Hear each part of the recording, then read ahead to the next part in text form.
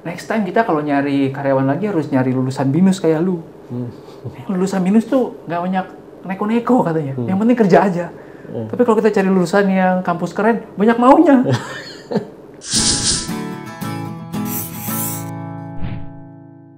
Assalamualaikum warahmatullahi wabarakatuh. Selamat pagi, siang, sore, malam, kapanpun lo nyimak video ini. Setelah vakum lumayan lama, alhamdulillah kita balik lagi di Ngobrolin Hidup. Dan kali ini kita bertamu, judulnya ke tempat tamu kita. Ada Mas Alexandro Ruby. Halo, Mas Ali. Mas. Baik. Thank you Mas sudah meluangkan waktunya dan mengizinkan kita bertamu ke sini. Yes. Thank you juga udah making time jauh-jauh ke sini ya. Kita semoga obrolannya juga bisa bermanfaat buat yang nonton. Amin. Gue yakin insyaallah akan bermanfaat sih karena gue di sini pun juga bukan buat audiens doang, tapi buat gue juga. Gue kan pengen belajar juga. Ya kalau nggak bermanfaat mungkin minimal bisa lucu-lucuan aja lah. Bikin ketawa lah, entertain lah. Manfaatnya macam-macam kan. Iya. Mas Ruby, gue I see you sebagai entrepreneur, content creator juga, gue juga follow your content dan gue belajar banyak juga dari konten-konten Mas Ruby juga. Tetapi sebelum sampai jadi content creator dan kalau gue ngelihat mungkin bukannya personal development, tapi kalau gue pribadi melihatnya banyak personal growth ya, tapi pertumbuhan diri baik dari sisi mungkin secara psikologis ataupun keuangan, kan macam-macam pertumbuhan itu ya. Tapi dulunya memang dari lu tertarik sama personal growth atau kayak gimana sih? Iya, first thing first mungkin pakai gua lu nggak apa-apa ya Mas ya? Campur aduk biar lebih enak ngobrolnya gitu. Mungkin karena gua dari dulu juga mengkonsumsi macam-macam konten yang personal growth. Dan ya kalau bicara apa adanya, Ruby itu ada masanya produk dari motivator-motivator. Ya, yang menurut saya hasilnya adalah generasi ini gitu, yang dibuai dengan bisa jadi kaya cepat gitu ya, atau lu bisa bikin bisnis kayak gini-gini terus nanti melesat gitu ya, terus jadi miliuner gitu. Jualannya pada masa itu kan gitu. Sehingga yang kita nggak sadari adalah banyak pada masa itu motivator-motivator itu yang mereka menjual cara untuk berhasil, tapi cara mereka berhasil adalah menjual kursus itu. Jadi bukan mereka sudah berhasil, lalu mereka menceritakan ke orang, mengajarkan, tapi cara mereka berhasil adalah dengan menjual kursus itu. Jadi mereka pun belum berhasil. Mereka pun on progress. Kita adalah caranya mereka untuk menuju berhasil. Gitu. Oke. Paham ya? Paham. Tapi kan zaman dulu nggak ada sosmed. Zaman dulu nggak ada background check. Nggak bisa kita buka internet, nggak bisa kita cek kebenarannya. Sekarang kita bisa background check ke siapapun gitu, lebih detail, lebih dalam. Orang juga jadi lebih kritis. Generasi saya karena terlahir dari, ya mungkin nggak semua ya, oknum kayak gitu, jadinya lebih kritis. Nah, itu juga yang secara nggak langsung mungkin ya, satu dari banyak faktor yang bikin saya, kayaknya waktu itu gue pelajarin, nggak bener-bener ngaruh ke hidup gue deh. Kayaknya there should be a better way to approach personal growth dengan cara yang lebih realistis dan kalau bisa datang dari seseorang yang sudah pernah menjalaninya dan baru cerita. Tadi berangkat banyak baca, banyak ngalamin juga, sehingga saya berproses 10, 12, 13 tahun. Lalu situlah saya ngerasa 2018, kayaknya butuh nih. Yang saya takut kalau nggak generasi berikutnya akan belajar lagi hal yang mengurangi kesalahan yang sama seperti saya. Gitu. Kalau if you don't mind me asking nih, ada kan berarti ada tadi kesalahan yang sama biar nggak mengulang kesalahan yang sama seperti saya dulu gitu. Ada nggak momen tertentu yang jadi spesifik momennya di mana Mas Ruby mulai setelah gue jalanin berapa kali kok ini kayaknya ini nggak bener juga nih gitu. Is there a specific moment gitu what happened yang sampai akhirnya awareness itu muncul? Ya contoh aja lah, dulu kan ya bukan berarti ini cara jualan yang salah ya, maksudnya sah-sah aja, tetap ada manfaat yang dia share. Cuman kan pada akhirnya waktu kita pergi, apa ya, saya nggak pengen kalimat ini jadinya seperti saya ngajak ribut gitu. Tapi fakta di lapangan ini gini, kita dibuatkan seminar yang murah, 100.000, 200.000, 300.000. Tapi di seminar tersebut orang itu tidak mereveal semua yang harusnya kita pelajarin. Pas kita datang seminar sebenarnya acara 3 jam, 1 jamnya dia jualan. Iya, gue pernah itu. Untuk kita beli yang lebih mahal lagi kan seminarnya. Nangkep ya. Nah momen kayak gitu yang saya pikir kayak nggak bisa nih kayak gini nih gitu. Kayaknya saya ngerasa perlu belajar sama orang-orang yang benar-benar memang mau contribute something gitu loh. Gitu sih. Dan itu sebelumnya kan dulu Mas Ruby sebagai fotografer, food photographer, dan ini kalau ini kita kan unscripted, jadi kita agak kesana sini kalau di masa-masa itu atau bahkan sebelum jadi food photographer pun juga ada bidang yang digeluti juga sebelumnya atau? Jadi saya berangkat, singkat pendeknya ya, saya berangkat dari karyawan, kerja kantoran sekitar 5 tahun, kemudian berproses 2 tahun terakhir saya ngantor, saya sambilan di weekend ngerjain fotografi. Baru habis itu setelah bertransisi 2 tahun saya full jadi fotografer. Sambil jadi fotografer saya akhirnya menemukan peluang waktu itu melihat sosial media rising. Instagram 2012 kan lahir ya. Kayaknya bisa nih, akhirnya bikin agency yang khusus di sosial media. Di tengah-tengah jalan saya tergoda lagi karena waktu itu startup lagi rising-risingnya, lagi seru kan, Tokopedia, Gojek, itu semua kan lahir di tahun-tahun itu. Nah, sekarang mereka anniversary ke-9, ke-10 gitu, 15-an gitu ya. Berarti kurang beli di setiap tahun segitu. Nah, disitu saya ngerasa kayaknya startup ini juga sesuatu yang one day bisa jadi gede. Saya pengen belajar juga. Nah, waktu itu kebetulan saya di hijack. Karena udah lama di bidang food sebagai penulis dan juga sebagai fotografer, cukup kenal lah industrinya gimana. Waktu itu diajak untuk bergabung di sebuah startup yang bergerak di bidang F&B, gitu. Nah dari situ saya juga sekitar setahunan saya ngerasa udah cukup belajar. Akhirnya saya balik lagi ngelanjutin bisnis saya yang di agency. Dari agency akhirnya join di satu company juga namanya Impact Factory, itu fokus ke HR consulting. Mungkin di situ untuk menjawab keresahan saya tadi yang soal people development, soal personal growth gitu. Dan akhirnya ya 2018 baru saya mulai untuk niatin sharing tentang personal growth secara publik di sosial media saya. Itu mulai dari nol. Nah, sampai sekarang lah gitu. Mungkin singkatnya gitu. Waktu akhirnya mulai lebih secara publik share mengenai hal ini, itu did you have any fear gitu? Ada ini gue bisa nggak ya? Atau ini is just the right platform gitu? Iya tentunya pasti ada. Gitu. Cuman saya berangkat dari pemikiran at least yang saya share itu adalah sesuatu yang saya udah jalanin sendiri. Gitu. Saya bukan ngemeng. Ya kan? Jadi kalau ada orang bilang walk the talk, saya nggak percaya walk the talk. Karena kalau ngomong walk the talk, orang itu talk dulu apa walk dulu? Walk the talk. Oke. Kalau walk the talk berarti harusnya talk dulu ya? Ya kan? Ya. Talk dulu baru dia walk dong. Berarti ngemeng dong. Iya kan? Nah kalau saya prinsipnya talk the walk. Walk dulu. Berproses dulu. 10, 11, 12 tahun, 2018 pas saya udah ngerasa, oke, saya udah enough nih ngerjain walknya, then I talk.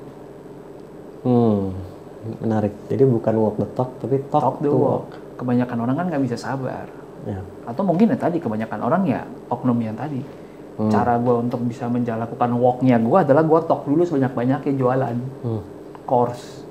Menjual sukses agar gue sukses gitu. Iya, gitu. Ya, jadi saya waktu itu ngerasa ya udah at least saya ngelakuin ini secara jujur, otentik apa adanya saya, nggak dilebih-lebihkan, nggak dikurang-kurangin.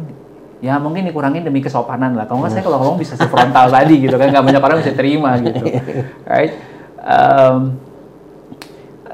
Tapi ya jadinya gitu. Apakah ada fear? Yes. Tapi ya udah fokus aja ke niat baiknya gitu. Selama nggak nyenggol siapa-siapa juga, nggak menyebut orang yang nanti waktu contohnya di UU ITE, ya kan?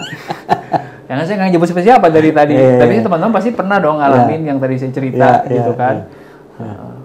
Ya kalau nggak ngerasa ya udah. Oke, itu very interesting. Tapi gini, kebayang nggak dulunya akan sampai ke sini gitu? Tentunya nggak ada, karir gitu. Nggak ada yang. Nah inilah yang menariknya. Karena berangkat dari ya udah ketulusan pengen share aja. One day kalau jadi sesuatu ya bagus. Berarti saya bisa gedein impactnya lebih banyak orang lagi. Kalau nggak kejadian minimal saya udah ninggalin sesuatu yang baik lah. Gitu. Saya juga nggak punya mimpi untuk mengubah hidup 10 juta orang di dunia dengan bisa gini. Enggak. Gitu kan 110, 5 orang yang akhirnya nge-DM saya dibilang thank you ya mas karena lu pernah sharing kayak gini, gue jadi tahu gue nggak usah ngulangi kesalahan yang sama. Makasih udah dibikinin podcastnya, gara-gara podcast ini saya jadi tahu selama ini saya spending begitu banyak di kartu kredit saya jadinya sampah doang, minimal sekarang jadi miles. Nah gitu kan, hal simpel aja udah bikin saya happy gitu, ya kan. Jadi nggak perlu selalu serius juga yang mau ngubah hidup orang gitu, kumpulin miles aja bisa ngubah hidup orang, karena tadinya dia nggak keluar duit udah pasti segitu, nggak jadi apa-apa, sekarang jadi tiket pesawat minimal dia bisa terbang gratis gitu kan. Nah jadi back to the question tadi apa?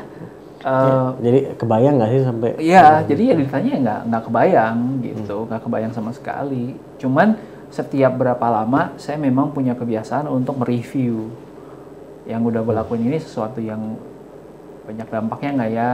Apakah ini memang sesuatu yang pengen gue lakuin jangka panjang? Kalau gue pengen beloknya kemana? Kalau derajatnya kok miring sedikit harus dilurusin lagi, ayo kita lurusin lagi gitu. Itu aja sih yang dilakukan. Dan kalau terakhir kali review, Mas Ruby masih merasa kayaknya ini bakal something yang gue lakukan dalam jangka panjang deh? Atau enggak? Enggak. Nah itu kan menariknya kan, bahwa kita nggak ngerasa bahwa kita harus squeeze the maximum profit out of this gitu. Gitu. Makanya banyak orang-orang yang juga kalau yang udah quote unquote follow gitu ya, lama di sosmed saya pasti tahu gitu. Banyak sekali kesempatan-kesempatan yang saya let go hanya karena saya nggak ngerasa kerjasama dengan brand ini akan membawa manfaat buat audiens gitu. Contohnya gini, yang lagi ramai kemarin Sultan itu yang sampai di Bareskrim berujungnya tawaran yang sama juga datang loh untuk mempromosikan. Tapi pernah dengar nggak saya promosi? Nggak. Kalau saya mau maximize profit dari situ bisa nggak? Oh pintunya tinggal saya bilang iya kok, orang saya ditawarin. Gitu. Tapi kan tidak semua keputusan hidup itu adalah untuk maximizing profit. Gitu. Nah jadi kalau ditanya lanjut apa enggak, saya belum tahu jawabannya. Saya belum tahu karena jujur di saat kita masih di awal-awal nih mas kan di bawah 10.000 lah gitu ya. Yang dengerin kita tuh believers banget. Value-nya tuh satu jalan sama kita banget. Ketika kita hit sebuah angka yang tiba-tiba jadi masif, ya saya juga nggak tahu nih gimana tiba-tiba jadi 170.000. Walaupun belum gede banget, ada orang yang jutaan gitu. Tapi di sini aja kita udah ngerasa bahwa makin banyak yang belief-nya itu cuman karena dia mau get something out of this. Bukan karena dia mau grow bareng. Jadi beda loh ya. Anggap 10.000 pertama nih yang benar-benar believers tuh mereka datangnya karena oh ya, nih Ruby sharingnya bagus nih. Terus kayaknya gue bisa grow bareng sama dia deh. Jadi bukan cuman gue ngambil dari Ruby, tapi gue dengan sadar dan sukacita dengan senang hati berbagi juga ke Ruby apa yang gue rasa bisa jadi values, bisa dia sebarin lagi ke orang lain, bisa belajar bareng. Nah sekarang yang terjadi lebih banyak orang maunya ngambil dong. Tapi kalau diajak ngobrol untuk sharing, you guys punya cerita apa aja nih menarik tentang topik ini? Sangat sedikit sekali. Nah di saat itu kita mulai mikir, gue lanjut apa enggak ya? Kalau gue lanjutin, udah jadi begini nih orang-orangnya nih, gitu. Di original believers masih ada tentunya, gitu kan. Tapi udah lebih ramai sekarang yang begitu, yang sebaliknya. Kalau saya mau lanjutin, jadi PR besar buat saya untuk yang baru-baru ini untuk mohon maaf nih di account ini bukan kayak di tempat lain, yang lu cuman sebagai penikmat. Karena menikmati konten ini juga butuh effort loh, waktu, tenaga. Karena saya prinsipnya walk the talk, talk the walk, berarti saya harus walk dulu dong. Nah, bagian walknya kan orang nggak tahu. Capeknya, prosesnya, ngejalaninnya baru bisa talk. Kalau saya sekarang mau bikin konten tinggal nge-googling doang terus saya jadiin konten, gampang. Gampang, ayo kerjain dia terus sampai 10 tahun ke depan, gampang. Masalahnya untuk jadi orang yang mau bersabar dan walk dulu baru share ceritanya, kan itu capek. Dan itu orang nggak ngeliat. Sementara orang tetap maunya take. Gitu. Nah, jadi saya sekarang ada di crossroad yang berpikir lanjutin ini apa enggak, jawabannya belum tahu. Ini kalau menurut ini observasi gue secara umum ya, mungkin juga salah tentunya. Memang sepertinya lebih banyak yang fokus what can I get gitu kan. Dan gue bisa bilang guilty gitu, termasuk gitu ya, walaupun gue juga berpikir what can I give juga gitu ya. Tapi gue rasa mungkin ada sisi ego kita juga yang ya kita ingin dapat sesuatu juga, either learning tertentu or anything gitu kan. Kalau Mas Ruby sendiri, kembali ke tadi mau kita bicara momen, ada nggak? Have you always been what can I give gitu? Atau ada nggak momen yang membuat berpikir kayaknya gue lebih banyak get something, tapi gue kok merasa gue kurang ya untuk contribute, akhirnya terus mulai bertransisi? I try to be fair all the time, bukan all the time, sebisa mungkin. Makanya orang mungkin ngelihatnya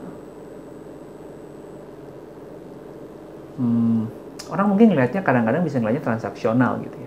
Tapi menurut gue it's better to be clear on what you would expect from being a friend dengan Ruby, daripada you are always guessing Ruby ini datang mau buat apa. Ya nggak? Gitu. Nah jadi ini kita bicara sesudah saya bersosmed lah ya, karena 2018 ke atas. Kalau sebelumnya itu kan tadi sibuk walking aja, belum talking. Ya kan? Hiking kayaknya tuh, bukan walking, hiking ya. Jadi apa ya? Misalkan gini, ketika saya baru ketemu orang, saya ajak meet up, itu jarang sekali saya langsung minta foto, nge-share di sosmed, nge-tag dengan harapan di-repost balik. Berkali-kali saya ketemu orang, kalau nggak sampai meeting kedua, ketiga yang benar-benar memang kita sudah ngerasa nyaman, dan baru saya ceritain ke orang, saya ketemu orang ini loh. Gitu. Mungkin ada teman-teman yang ini mungkin kebagi menjadi dua kubu. Kubu pertama bilang, lu nggak appreciate orang itu loh. Kalau udah spending time together ya normal lah buat lo untuk saling mention each other gitu. Soalnya zaman sekarang kan currency-nya adalah mention satu sama lain gitu, mau nggak mau kan. Tapi buat saya, kan saya udah tahu dari awal sama orang ini saya mungkin nggak cuma untuk sekali doang. Saya malah expect-nya setiap kali saya ketemu orang kalau bisa untuk long term. Nah kalau saya di kepala udah mindset dan saya pengen ketemu orang dulu, berarti akan ada kedua, ketiga kalinya dong. Nggak perlu juga harus yang pertama gitu. Exploit gitu. Ya, karena kan berasanya kayak baru ketemu sekali, terus sudah langsung tanggung jawabku banyak banget nih. Gue mesti nge-repost lu, mesti begini lu gitu kan. Nah saya nggak mau kasih pressure itu ke orang. Tapi di sisi lain ada juga orang yang ngerasain, Gue udah mau iyain ketemuan sama Ruby, tapi nggak diapa-apain dong sama dia. Yang dia lupa adalah di belakang tersebut ada mindset bahwa, hey, it's because I want the second one. I want the third one. I want us to be something yang bukan cuma sekali ketemu dan that's it gitu. Gitu. Nah, jadi itu thinking behind-nya sebenarnya. Jadi kalau bicara give and take tadi, saya mau coba bisa mungkin give dulu. Give yang saya udah lakukan adalah dari obrolan kita toh. Ya kan sebenarnya kan kita ketemu orang obrolan 1 jam itu udah give. Yeah. Right? Give our time, give our insights, dan biasanya saya ketika ketemu orang saya nggak nahan-nahan. Dalam arti gimana? Dalam artian kalau dia datang untuk mencari sesuatu ya gue ceritain aja. Seperti yang tadi saya bercerita di awal sebelum kita rekaman gitu kan. Beberapa kali orang datang ke saya nanya insights. Rob, gue pengen ngobrol tentang dunia podcast. Kebetulan company gue lagi lagi mau masuk ke sana gitu. Ayo ngobrol sejam lebih gitu ya. Semua insight saya kasih. Menurut gue kreator tuh butuhnya ini. Lu kalau bikin ad mesti butuh fitur kayak gini. Ini yang orang cari. Guess what? Ketemu sekali saya nggak pernah dikasih thank you lagi. Tapi 3 bulan kemudian jadi semua fitur itu ada di aplikasi dia. Jadi saya prinsipnya nggak pernah nahan. Yang lebih valuable yang saya kasih ke lu, yang gua kasih ke lu 2 jam ngobrol sama lu, apa di-mention di sosial medianya? Itu kan dipertanyakan. Kalau itu udah valuable, dan ya elah, di-mention di sosial mah receh lah. Gitu kan? Nah jadi prinsip saya gitu. Ketika saya ketemu orang, ya saya kasih apa yang saya bisa bagikan. Orang itu nanti mau jadiin apa, mau thank you apa enggak, mau di-repost apa enggak, that's your problem with your own morality gitu, atau with your own belief lah. Tapi yang penting saya tahu saya udah ngasih yang saya bisa, gitu sih. This value kalau gue boleh bilang about not just taking kayaknya strong word, tapi getting something from someone juga gitu ya. Itu tapi juga akhirnya to contribute, bukan hanya tapi to contribute this value in you kalau boleh bilang. Apakah sudah ada sejak dulu, kayak kalau gue boleh tanya misalnya gini nih. Tanya misalnya, if you don't mind me asking. Ruby waktu kecil kayak gimana sih gitu misalnya. I don't remember my childhood sampai umur mungkin kelas 4, kelas 5 SD. Wow. Sisanya blank. Jadi saya nggak bisa jawab. Kalau ditanya childhood sampai sejauh itu. Tapi kalau ditanya, let's say masa SMA, kuliah, gitu ya. Karena orangnya sangat introvert dan nggak banyak pergaulan juga, nggak bisa bilang saya kontribusi banyak juga ke orang. Gitu. Mungkin waktu kuliah, lepas kuliah, kerja baru lebih berasa ya. Tapi kalau dengar dari kalimat saya kan mungkin nggak enak. Saya coba ambil dari kalimat yang orang pernah ngomong ke saya, gitu. Kalau saya ceritakan ke sana kayaknya, ya iya lalu yang ngomong pasti bagus, ya kan?